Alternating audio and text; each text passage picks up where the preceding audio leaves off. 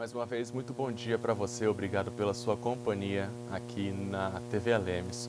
Bom, vamos começar falando da reunião da Comissão de Constituição, Justiça e Redação. Quem nos acompanha desde mais cedo acompanhou a reunião ao vivo aqui pela nossa programação, seja pelo 7.2 ou seja pelo YouTube.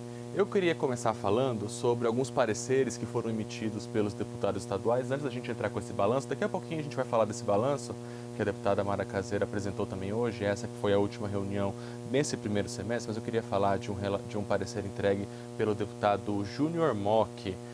Bom, é comum que nos serviços públicos que nós temos em casa, que os serviços eventualmente tenham que ser interrompidos, né? Ou que as empresas façam uma vistoria no relógio, por exemplo, de energia elétrica, no hidrômetro. Pois bem, o deputado Júnior Mock hoje foi relator de um projeto de lei que trata da notificação prévia ao consumidor quando a concessionária queira fazer esse tipo de vistoria.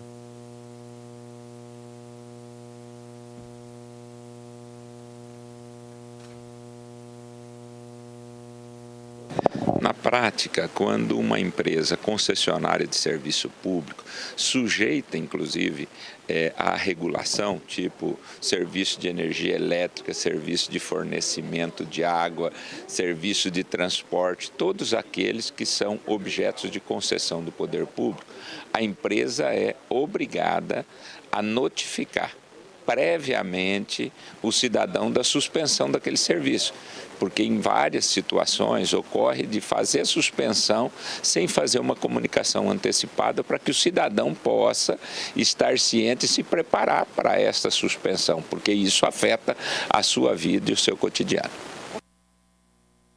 Pois é, né? Em especial a suspensão no serviço de água, serviço de luz pode afetar o dia a dia das pessoas, né? Com certeza é bom poder se programar.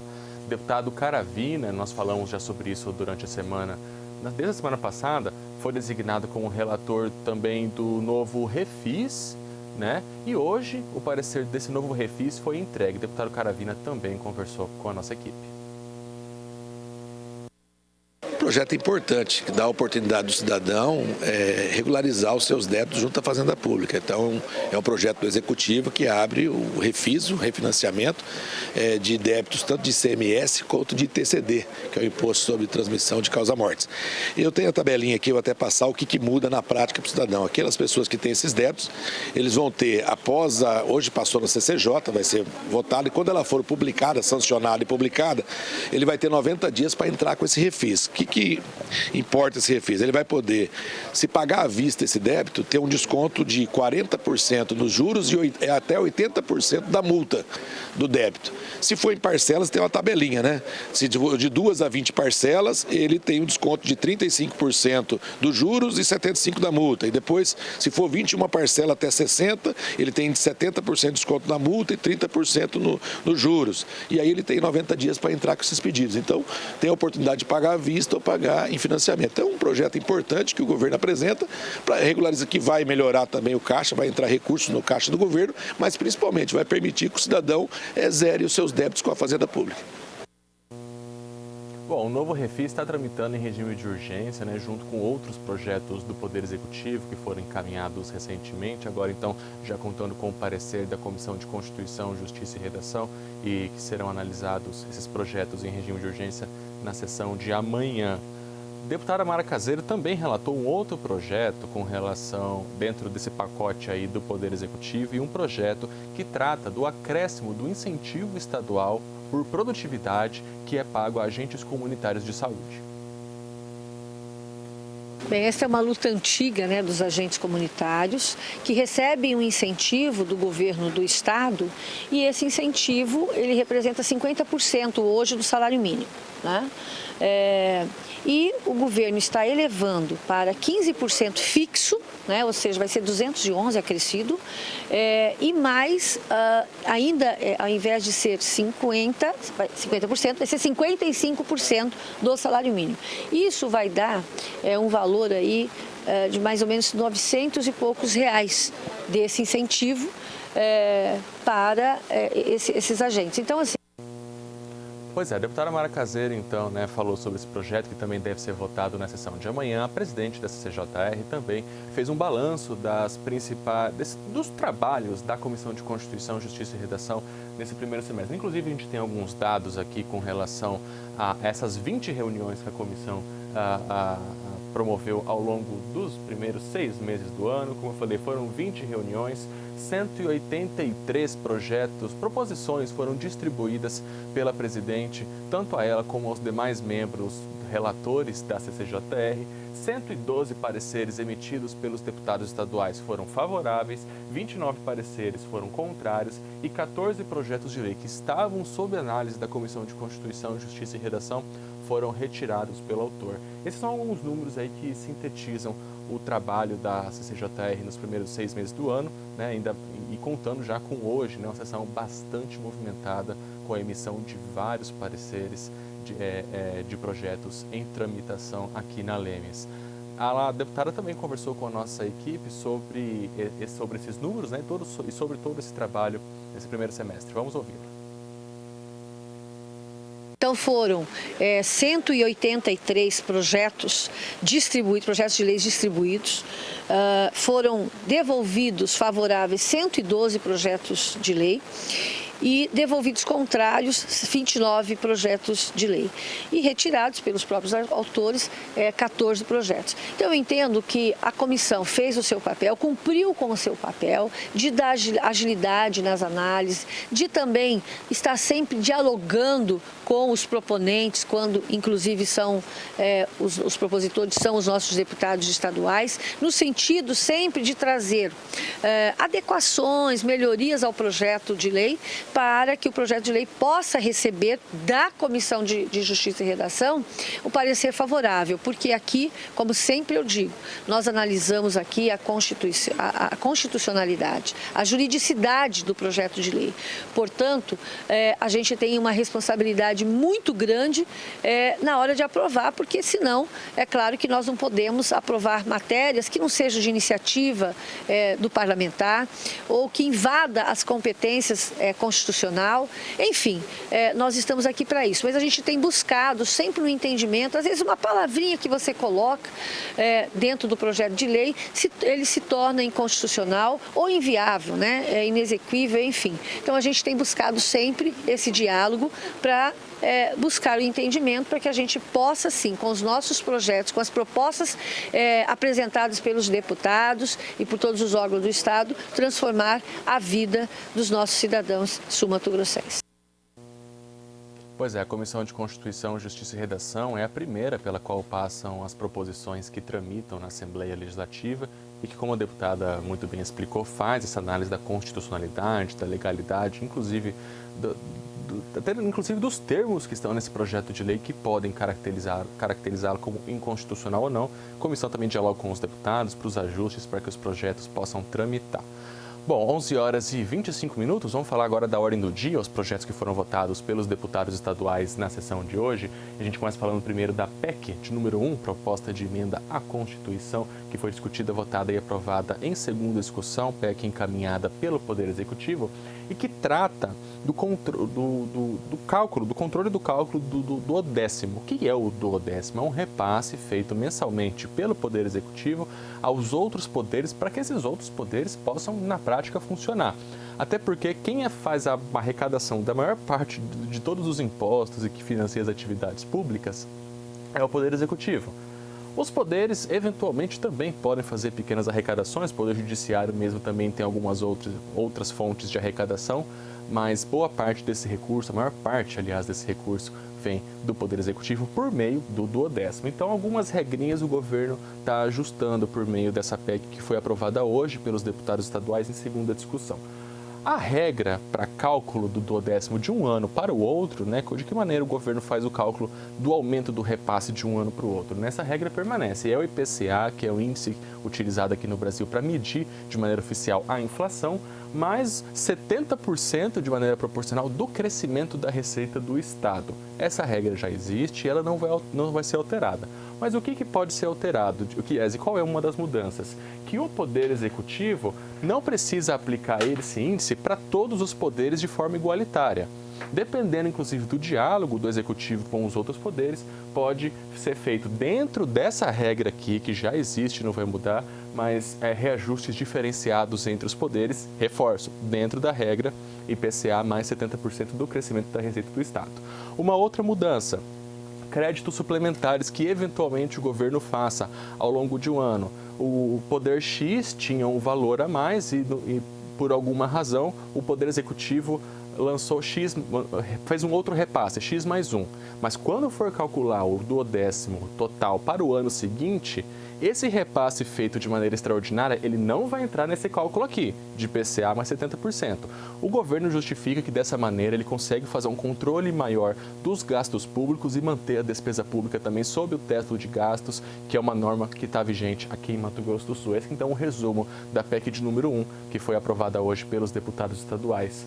Vamos para o próximo projeto? Projeto de lei de número 184 de 2022, matéria discutida, votada e aprovada em sua redação final. Falamos sobre ela ontem aqui no Redação Final, apresentada pelo deputado Neno Hazuki, do PL, ontem passou em segunda discussão, que institui no nosso estado a campanha de combate ao preconceito à hanseníase, né? Essa campanha ela vai ser realizada em conjunto com uma outra campanha que já existe aqui em Mato Grosso do Sul, a Semana Estadual de Conscientização, Prevenção e Combate à Hanseníase e à Verminose, que já acontece todo mês de janeiro. Tem uma outra tela aqui também com informações ainda sobre o projeto de lei de número 184, né? A hanseníase, existe todo um preconceito contra a doença, né? Inclusive, muita gente até tem medo de entrar em contato com outras pessoas com hanseníase, o que é totalmente injustificável, porque a transmissão ela acontece de outra maneira. Então, justamente, essa campanha quer defender o tratamento, enfrentar o preconceito social e também divulgar informações sobre a hanseníase, doença que tem tratamento gratuito no SUS, um tratamento muito efetivo desde as primeiras semanas, mas que precisa, para ser efetivo de maneira total, é um tratamento de um ano, mas que tem tratamento e gratuito no Sistema Único de Saúde. Projeto de lei, então, número 184, aprovado em sua redação final, agora sim, indo para a sanção do governador Eduardo Riedel. Projeto de lei de número 116, matéria discutida, votada e aprovada em sua segunda discussão. O autor é o primeiro secretário aqui da Casa de Leis, deputado Paulo Correia, do PSDB, e que também institui aqui no calendário oficial de eventos de Mato Grosso do Sul a Pantaneta, que é uma festa muito tradicional lá do município de Aquidauana, que acontece na Avenida Pantaneta, né, nos meses de setembro ou outubro, dependendo de cada ano como que a organização desse evento vai se organizar, né? É a maior micareta do estado, ela existe desde 1997.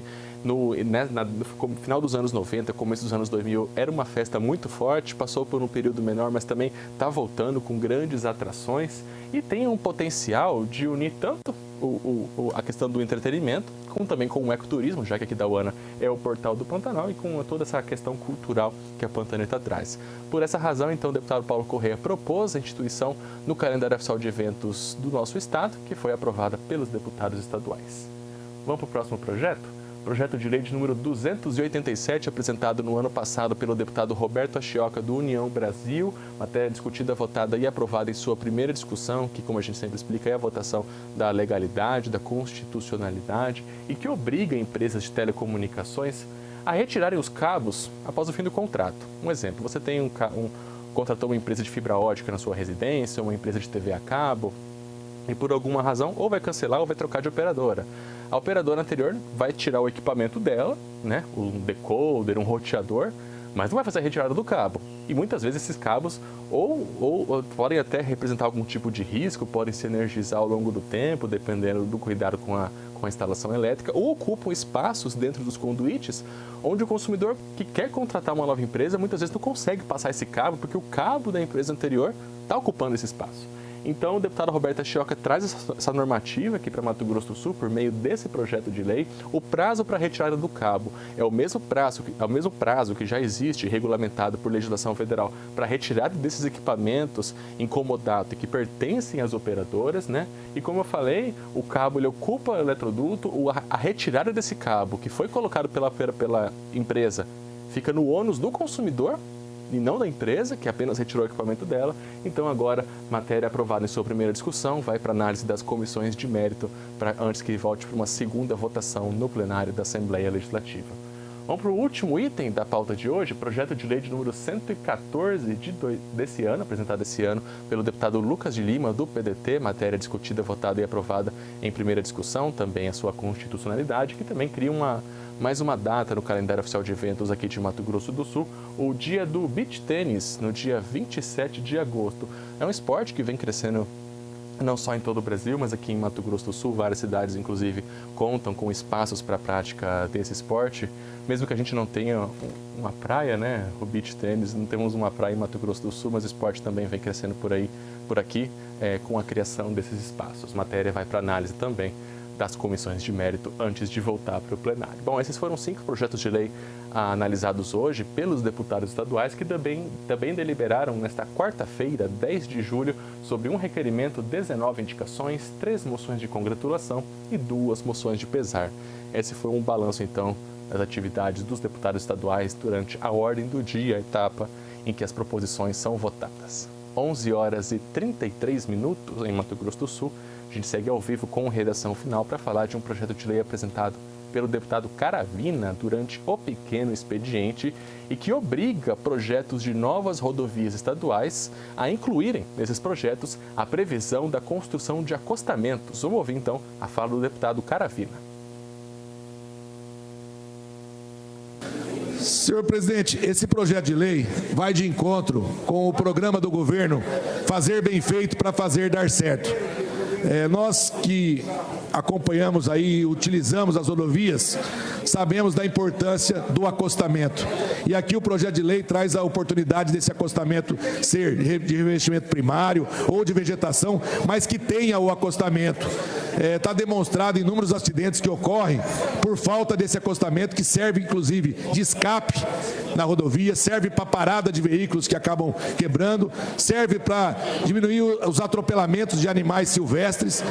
Muitas vezes não tem opção para que o cidadão na rodovia possa desviar desses animais ou possa parar o seu veículo para algum reparo. O projeto também prevê uma vacância de 180 dias, então ele vai dar um prazo para que não interfira na execução orçamentária do Estado nos projetos que já estão em andamento ou naqueles que estão sendo contratados. Então esse prazo de 180 dias após a sanção da lei vai permitir que isso seja projetado para o ano que vem e possa inclusive qualquer custo ser implantado aí dentro do orçamento anual. Em que pese não trata-se de acostamento pavimentado. Então, o custo é mínimo, é só o espaço necessário para o acostamento.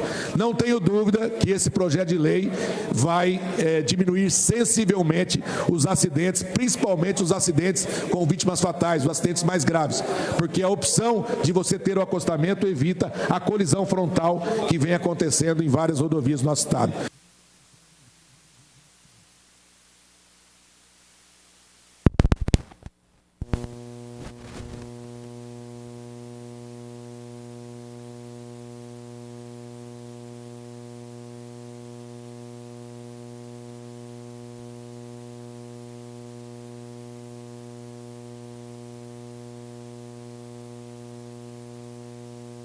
Projeto de lei do dia 10/7, que institui o programa Adote uma Nascente, que tem como objetivo a recuperação de nascentes em área degradada e a preservação daquelas que não necessitam de restauração ou até as que precisam de restauração com possibilidade de apadrinhamento.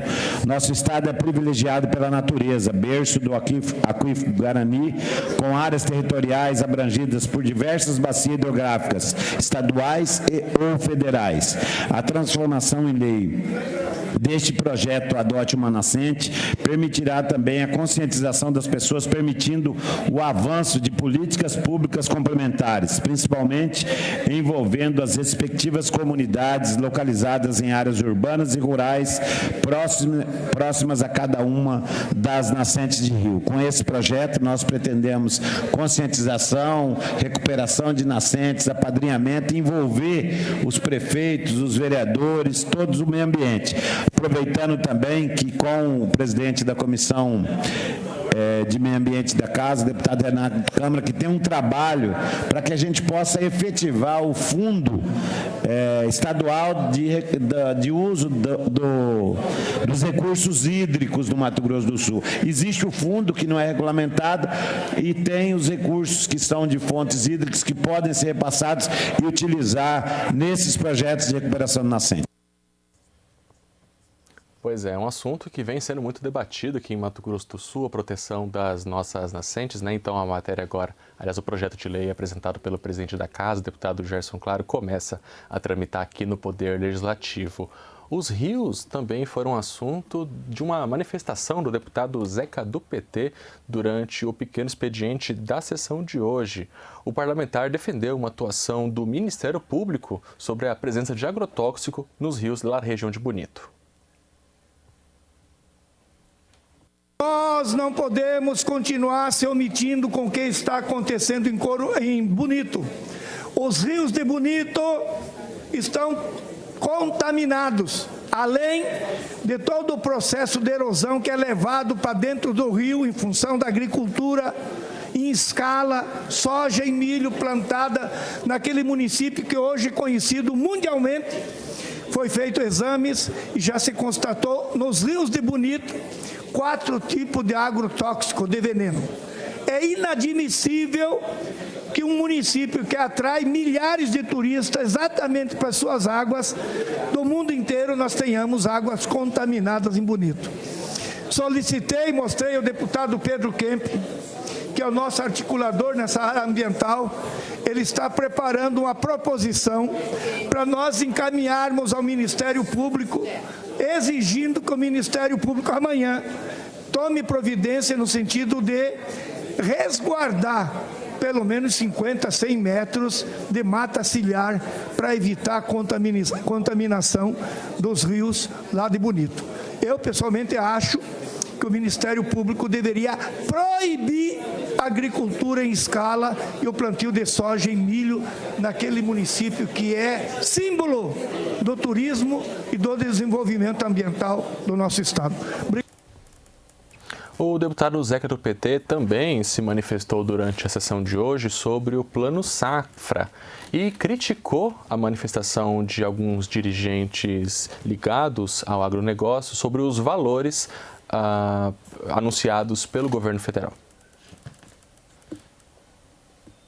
Em razão da insatisfação demonstrada pelos representantes do agronegócio, leia-se, presidente do Sindicato Rural de Campo Grande, com o valor de 400,5 bi de reais destinado ao setor do Plano Safra 24-25 do governo federal, solicitamos que os valores a serem destinados aos grandes produtores do Mato Grosso do Sul sejam transferidos para atender às demandas das 71 mil famílias inseridas na agricultura familiar do nosso estado. Até maio deste ano, Mato Grosso do Sul somou mais de 32 bi de recursos obtidos no Plano Safra 23-24. Foram 48 mil contratos firmados, sendo 42 mil deles firmados com os produtores de médio e grande porte, somando 31,5 bilhões. Já os outros 8.350 contratos foram de crédito para a agricultura familiar do Pronaf, chegando a 435 milhões, uma diferença acentuadíssima. Portanto, senhor presidente, estou fazendo essa indicação para sensibilizar o presidente Lula e o ministro da Agricultura e Pecuária, que ao invés de ficar escutando o chororô do presidente do Sindicato Rural de Campo Grande, esses recursos destinados ao Mato Grosso do Sul sejam, obviamente, transferidos para a agricultura familiar. Esse povo está com o cofre bamburrando de dinheiro e continua chorando. Chega de ouvir lamúria do agronegócio que só quer para si e não quer mais para ninguém. 11h41, a gente segue ao vivo com Redação Final para falar de uma manifestação do deputado Pedro Kemp durante o grande expediente. Ele usou a tribuna para criticar a aprovação ontem pela Câmara dos Deputados do novo ensino médio sem as alterações propostas encaminhadas pelo Senado Federal. Da votação que aconteceu ontem na Câmara dos Deputados, sobre o projeto do ensino médio, a reforma do ensino médio. Eu assisti pela televisão quando o presidente da Câmara, Arthur Lira, colocou em votação de forma simbólica, não demorou 30 segundos e o projeto foi aprovado. Um projeto dessa magnitude, sem uma discussão mais aprofundada e de forma assodada, aprovado com alguns retrocessos. Esse ensino médio já foi praticamente detonado no governo Michel Temer. Eu me lembro, aqui na Assembleia Legislativa aconteceu uma audiência pública presidida pelo então senador Pedro Chaves, que era o relator do chamado novo ensino médio no Congresso Nacional, e foi um grande retrocesso que aconteceu naquela reforma, porque o chamado novo ensino médio do Michel Temer, ele reduziu a carga horária das disciplinas obrigatórias do currículo na formação geral dos nossos estudantes e incluiu os chamados itinerários formativos para a formação profissional dos jovens já na escola, no período do ensino médio. E o objetivo era claro, era prejudicar a formação geral dos estudantes e formar mão de obra barata para o mercado de trabalho. Esse foi o objetivo daquela reforma do ensino médio. Esse assunto foi bastante debatido pelos deputados estaduais, vários outros deputados fizeram uma parte, participaram dessa discussão trazida pelo deputado Pedro Kemp, que você pode rever lá no nosso canal do YouTube, o Assembleia Legislativa de MS. 11 horas e 44 minutos, a gente vai encerrando então a edição de hoje, aqui do Redação Final. Amanhã, 8h45, ao vivo, tem primeira discussão, já antecipando os principais fatos, os principais projetos que devem ser votados na sessão de manhã. O presidente Gerson Clara, inclusive, consultou os deputados sobre a Lei de Diretrizes Orçamentárias, que deve ser antecipada para amanhã a sua votação em segunda discussão. Às 9 horas da manhã, então, a sessão plenária com todas as votações e os debates dos deputados estaduais sumatogrossenses. Outras notícias no nosso site, o www.al.ms.gov.br. Redação Final volta amanhã, logo após a sessão plenária. Tchau!